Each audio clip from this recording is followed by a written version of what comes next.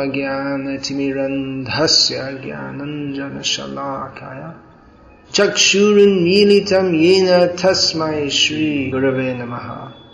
Today is the disappearance day of Srila Bhakti Siddhanta Saraswati Thakur, who from our perspective is the Guru of Srila Prabhupada. We know Srila Prabhupada as a superlatively great personality who brought Krishna consciousness to the Western world. And his Guru was, it's very difficult to use how to say in the proper way. If you say the Guru is as great as the disciple, it doesn't sound proper. But certainly Bhakti Siddhanta Saraswati Thakur and Bhaktivedanta Swami Prabhupada both in the category of very, very greatest devotees. Hardly within a day of Brahma, just very, very few devotees of this caliber will appear in this world. So today we are celebrating or observing a ceremony for the Tithi or the date on the lunar calendar when he left this world. We say disappearance, or in Sanskritam, aprakat lila. That word comes in Tamil, aprakat? No. We don't say died. Vaishnavas do not die. Even no one does. But a conditioned soul, in one sense we may say he dies. Because the identity which is ascribed to that body is finished at the time of death. Just like, for instance, anyone, you say, for instance, Mahatma Gandhi, he was a person who lived and he died. And he won't be seen again. Means that the jiva that was in that body is still existing, but somewhere in another form. But great Vaishnavas, they come to this world from the spiritual world to serve the Lord here. That is, they are situated in their eternal position of service to the Lord. So they were doing that before they came. They manifested service to the Lord within this world for some time. And then they go somewhere else to serve the Lord. So they don't die. We say they disappear because from our vision we don't see them. But that personality has not died. Simply they go somewhere else to do the same thing, which is serve Krishna. Whereas the conditioned soul, he does something he's a human being in one life, and a dog in the next life, and a cat in the next life. And when he eventually comes again as a human being, it may be with a different kind of personality to the one he had previously. It's always changing under the influence of the modes of nature. But a pure devotee, he never changes his mode of service to Krishna and continues that eternally. So Prabhupada gave the example, just like the sun, you see it and then you don't see it, but it's existing somewhere else. We can be, at night time, we are confident that the sun is existing, but not, even though it's not within our vision. So the pure devotees, they are fully absorbed in service to Krishna. That is so substantial and it is so real that there is no question of it being destroyed by death. There's nothing material that can destroy that. Which is why it's also understood that the pure devotees' bodies, they're not material. Material body is given by the material energy for the conditioned soul to try to enjoy this material world. But the pure devotee's apparently material body is fully engaged in the service of Krishna. Yeah. Lord Krishna states in Bhagavad Gita, Mahatma nastu mang parta daiving prakriti mashritaha. The pure devotees, they are under the shelter of Krishna's internal energy. So they don't have any material activities and their body is not material and they don't die. To the materialists, this may seem to be some kind of fanatical opinion, because from our vision it seems that the pure devotees, they get old, they die, they have toothache and They sleep, they eat, all these things. But that is not the essence of their existence. For the materialist, he's concerned with his body, and maybe his mind, the intellectual sphere. But the pure devotees, their eating and sleeping, for them that is incidental. But their actual existence is their absorption in service to Krishna, which of course the materialists don't understand, won't understand, can't understand. But the great pure devotees come to this world to help even such people at least begin to understand what is their actual existence. Now, another way we can understand that Srila Bhaktisiddhanta Saraswati Thakur did not die, but that he disappeared, is we understand that he is a pure devotee of Krishna and he came to manifest pure devotion in this world. And thus his name indicates his activities and his personality. Everyone is given a name. In traditional Vaishnav culture, the child is given a name like Narayan, Keshav or something like this. So that is supposed to indicate that they are a servant of Narayan. So Srila Bhaktisiddhanta Saraswati Thakur, that is his name, Bhaktisiddhanta Saraswati. And his activities, he is synonymous with that. He lived Bhaktisiddhanta, spoke Bhaktisiddhanta, established Bhaktisiddhanta. And this Bhaktisiddhanta Saraswati means Vani, Vak, speech, instruction. So he was always speaking this Bhaktisiddhanta. So he is Bhaktisiddhanta Saraswati, and that never dies. John Smith, which is given as like the plainest English name, it's a typical English name. John Smith lives and dies. Or you can maybe Bill Gates, after he dies, or even before he dies, they may write some biography. There are so many biographies. There's some website with 20,000 biographies. I must say that the biography I am writing is worth more than all those biographies put together. Because the biographies of all those people, what they did, it has a beginning and an end. It was relevant to one particular time, place and circumstance. For materialistic people it's relevant. Though actually everything a materialistic person does, it's all shrama eva hi kevalam, simply useless work. So it may appear to be of tremendous import, but it's only of import to a particular time, place and circumstance. So you can read about some there are emperors of China who ruled vast tracts of land, now forgotten. Has no meaning or relevance to people living in China or anywhere else at the present time. Or even that example I was given, Mahatma Gandhi. Still they garland his statue once a year, but no one's interested in what he did or said, and it appears to have very little relevance to anything going on in India or anywhere else in the world at the present time.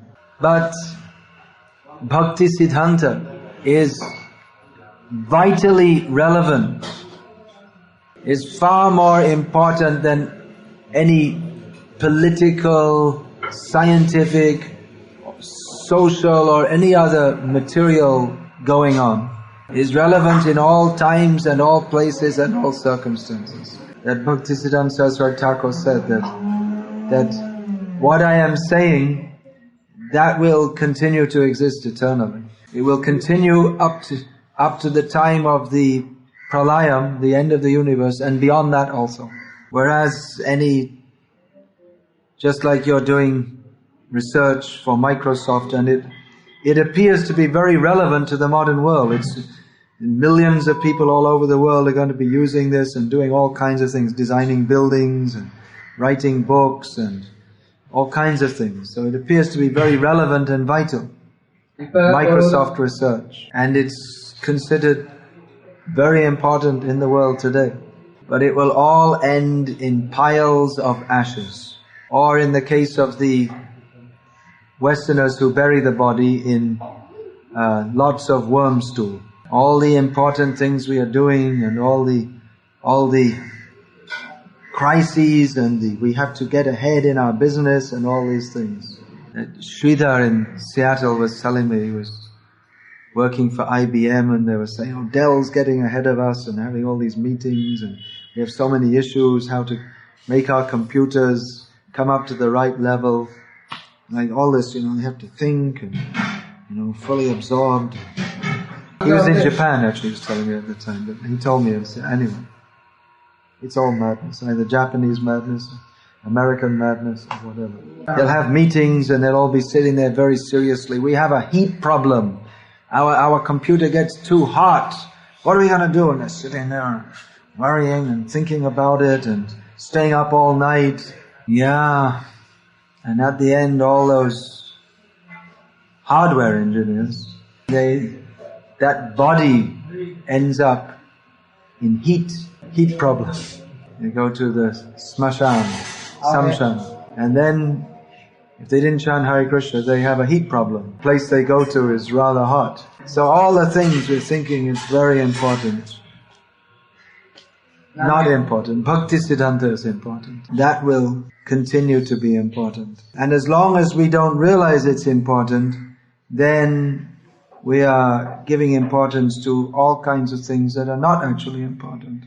Therefore, Bhaktisiddhanta Saraswati Thakur, out of his mercy, was preaching Bhakti Siddhanta. Aggressively preaching. In the modern age, there's an idea that, well, you just be nice to everyone, and you present your opinion, and then they can present your opinion. And if they like it, they can accept it. If they don't, then they don't. And the main thing is to be nice. You see, even if you don't agree with the other person, you be nice to them, and they'll be nice to you. But Bhaktisiddhanta Saraswati Thakur, he totally disagreed with even the idea of just being nice without surrendering to Krishna. He was very much against it. He was very much against the idea of just harmonious living without surrendering to Krishna. He pointed it out very strongly as just another form of cheating. He lived by the principle which he summarized in one couplet. Couplet means 2 lines of verse, which is derived from the beginning of Srimad Bhagavatam. He said, Priti vite joto kata dharma nama chale bhagavata kahe taha paripurna chale. That whatever is going on in the world, whatever is being discussed, according to the version of Srimad Bhagavatam, it's all cheating. Everything in this world is just cheating. So he was fully dedicated to truth, establishing what is the actual truth. The truth is surrender to Krishna. The truth is love of Krishna.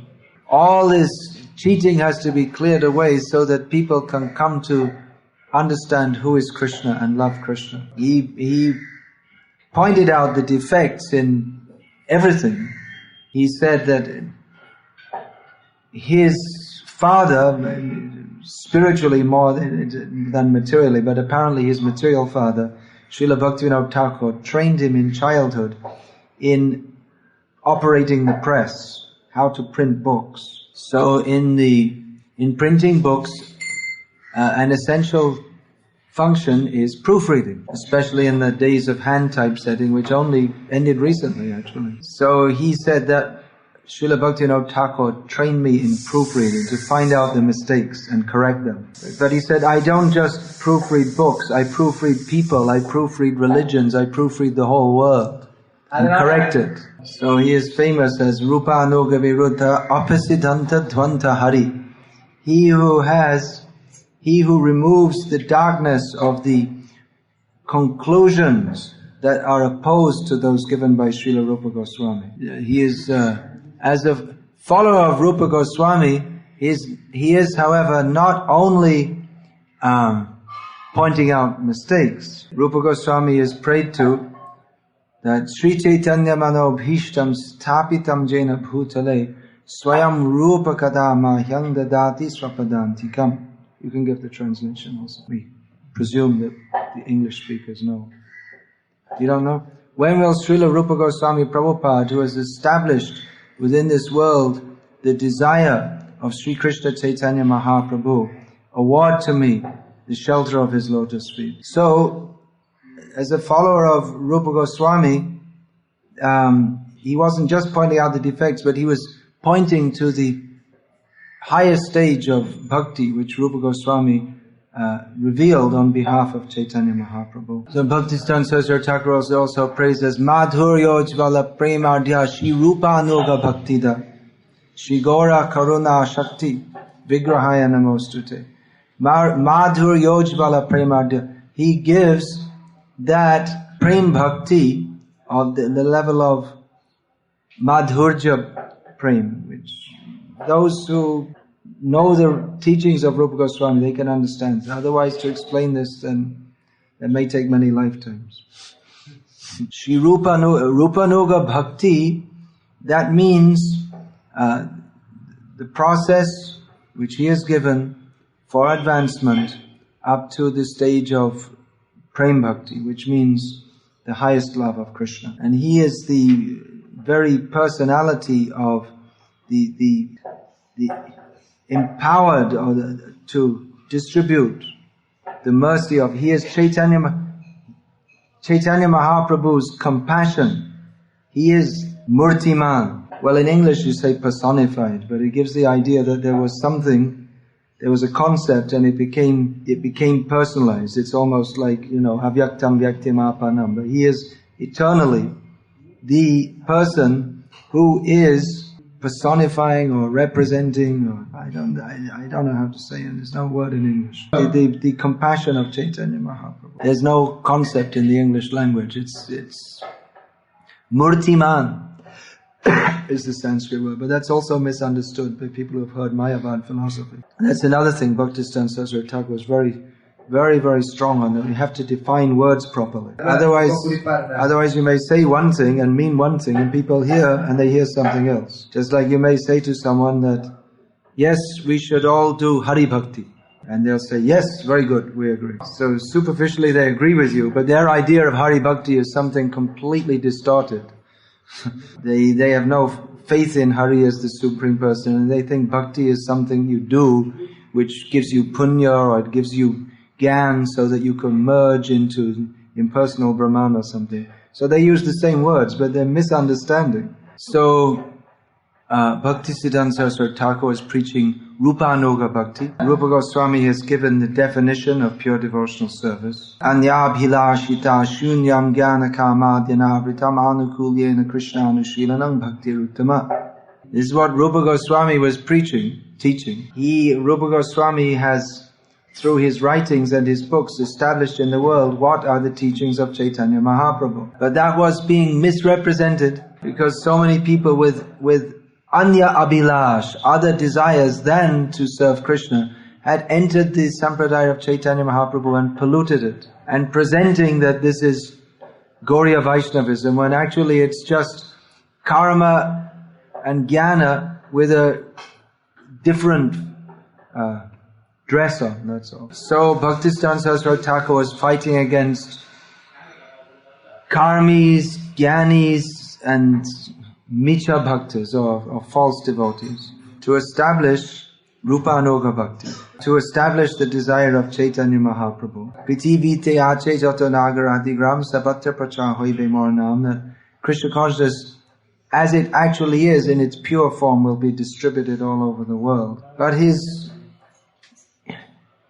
it might seem that his only motive was to show everything that's wrong. But ultimately his purpose is to show that which is right. If we only point out what's wrong without pointing out what is right, then we might be in danger of becoming something like Mayavadis, who say Brahma Satyam Jagan Mithya, everything here is false and Brahma is true, but then they don't have any description of Brahman. So in one of his very earliest writings, Srila Bhaktisiddhanta Saraswati, even before he took sannyas, he described what he's actually preaching. What is the essence of that? That Hridaye Balila Keva Dayata Dashara Sheva Gopidanna Kata Kirtan. That someone said in my heart that the service of Dayata Das, that was a name, that's a very intimate name of his that he, from early life, he used. Yeah, Varshabhanavi Devi Dayata Das. Well, Varshabhanavi Dayata Das. So Varshabhanavi Dayata Das means the servant of Krishna, and Krishna is named here in relation with Radharani, the lover of Radharani. So it said the service of Dayata Das, namely Bhaktisiddhanta Saraswati, is Gopidhan Katha Kirtan, the kirtan of describing what is the treasure of the gopis. So Bhaktivinoda Thakur described what is the treasure of the gopis. Gopi Parana Dhana. Krishna is the treasure of the life of the gopis. Elsewhere Srila Bhaktivinoda Thakur described Swarasa ki siddhi braja gopi dhan, that the wealth of the gopis of Vrindavan is Swarasa ki siddhi, which means their service, each one's particular service, that's their treasure, their service to Radha and Krishna.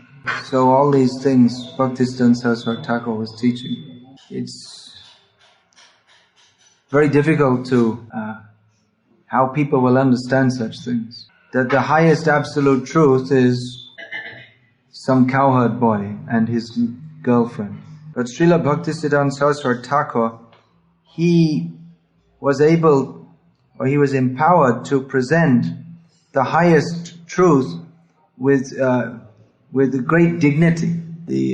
At that time, Chaitanya Mahaprabhu's teachings, they had been misused. So people thought that Gauriya Vaishnavism is that's just for very low class people. It had actually been appropriated by beggars and immoral people, and they said this is Gauriya Vaishnavism. So Bhaktisiddhanta Saraswati Thakur, he wanted to establish what is the dignity of the path of Rupa Goswami. That the worship of Radha and Krishna, the very highest personalities in the universe, they can worship from a great distance.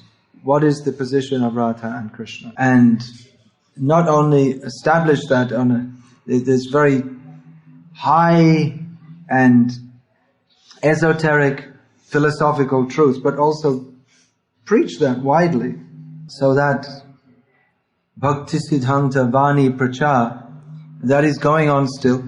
There is no difference between Bhakti Siddhanta and Bhakti Vedanta. Even if you examine what the words mean, it comes to the same thing. So the mission of Srila Bhakti Siddhanta Saraswati Thakur to spread Krishna consciousness all over the world, which is the mission of Chaitanya Mahaprabhu, that was effected by Srila Bhakti Vedanta Swami Prabhupada. Bhakti Siddhanta Saraswati Thakur's writing and speaking style was extraordinarily difficult. And Bhakti Vedanta Swami Prabhupada's writing was amazingly simple. It's just amazing how he has presented this very high and deep philosophy in English, which is not at all, it's a completely different kind of language, and how he's presented it in such a lucid and understandable manner. So their manner of delivery is different, but the purpose is the same. Bhaktisiddhanta Saraswati Thakur, he often spoke of how Krishna consciousness should be spread all over the world. He was very eager that the people of the world should take to Chaitanya Mahaprabhu's teachings. Now when Srila Prabhupada went to the West in 1965, people were telling him, what are you doing? How are you can't spread Krishna consciousness in the West. It's just the culture's too different and people are too far away from it. Nowadays there are dozens of people who claim that they were the ones who told Prabhupada to go to the West. But according to Prabhupada's own version, no one encouraged him. No one thought what he was doing was even possible. Well, at the time of Bhaktisiddhanta Saraswati, it must have seemed even more impossible. Even Abhay Charan Dey, when he first went for darshan of Bhaktisiddhanta Saraswati, he also said the same thing. That how is anyone going to listen to any philosophy from India when India is controlled by Britain? So he said, first of all, we should get independence, and then we can think about, when we're a free nation, then we can think about preaching our culture and philosophy. So Bhaktisiddhanta Saraswati Thakur said that Krishna consciousness is so important, it can't wait for any political change. Because he could see these political changes, they come and go, but the substance, the reality, that always remains the same. Of course, the people of the world, they don't see this or understand this. Bhaktisiddhanta Saraswati Thakur said, even at the expense of all my mutts, if I could make one pure devotee, I would consider my mission successful. Because most people don't understand what the pure devotees are speaking. Material consciousness means to try to measure everything. So when we see Krishna and Krishna consciousness, we also try to put it in some box that we can classify in our minds and put it in a corner. Yes, okay, this is what it is. It's a religious institution. And it's convenient for the members of the religious institution, instead of all the time trying to tell people that actually we don't have anything to do with any of your ideas, which are all hogwash. That it's easier to say, yes, we're a religious institution, and go along, and then we can get our work done very nicely. We fit into the world, and people can relate to it. So if we fit into the world, then it's definitely easier to get our work done. We can get public acceptance, and people will like, and they'll help us to build temples and so many things. The only thing is that if we fit into the world, then our real work doesn't get done at all, which is to get people out of this world. But if we don't have some relationship to the world, then we can't even start to bring people out of it. Just like Srila Gaurkishore Das Babaji Maharaj, he didn't accept disciples. You come to him, you'll be a pure devotee, that's all. Either you'll be a pure devotee or he rejects you. You're a cheater, you're bogus, get out. So how are you going to bring people up? So some kind of facility has to be made to bring people in at some level. And Bhaktisiddhanta Saraswati Thakur, he appeared to make in many ways the Gauriya Math and his preaching accessible to the people of the world. He made, you can see his quarters in Calcutta, that it looks like a gentleman's apartment. So he would invite cultured people to come, and they would feel very comfortable sitting there. He made doll exhibitions of people. They came, and in those days that was something very attractive. They came to see the nice dolls and the exhibition. So he reached out to people that they could, some kind of relationship could be established. But then he would speak. And his speaking was long and wholly uncompromising. That all the arrangement is just to get people to come and hear. So we should remember in our ISKCON also that all the arrangements, big temples, is only to make people hear the unadulterated message of Godhead. The temple in and of itself is not important. There are so many temples, Ayappa temples, or even there are so many Vishnu temples, and so many people visit, but they don't actually get much benefit. They go and see the God and ask for some benediction, and then they come out and their life goes on in the same way. But if they can hear from the pure devotee, then their life will change. So Bhaktisiddhanta Saraswati Thakur, after the marble palace-like temple had been built in Calcutta, it was like a sign of this is like the triumph of the Gauriya Math.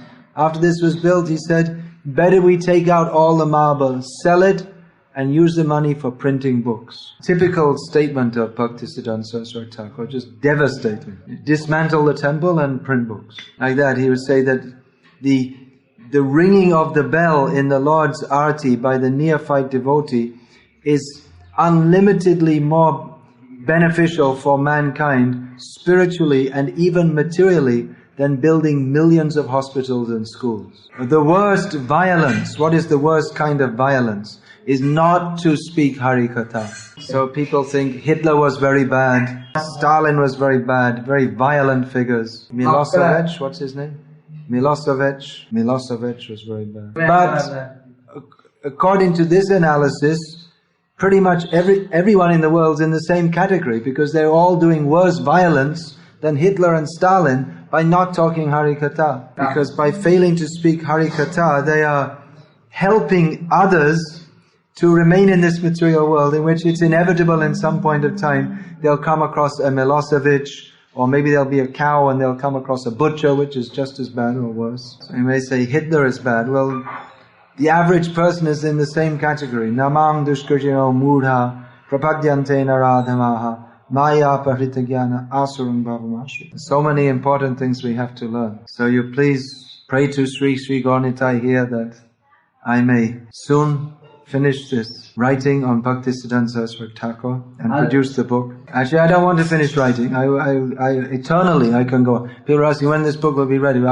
Eternally I shall write it. Then it'll the subject is unlimited, so even in millions of lifetimes we couldn't finish. But at some point I should produce a book so that what's been collected can be shared also. So you please pray to Sri Sri Gauranitai that much may be done before too long. In the book we have the ongoing manuscript, and then every 12 months it says printed in 2003, and that changes 2004. Now it's on 2006.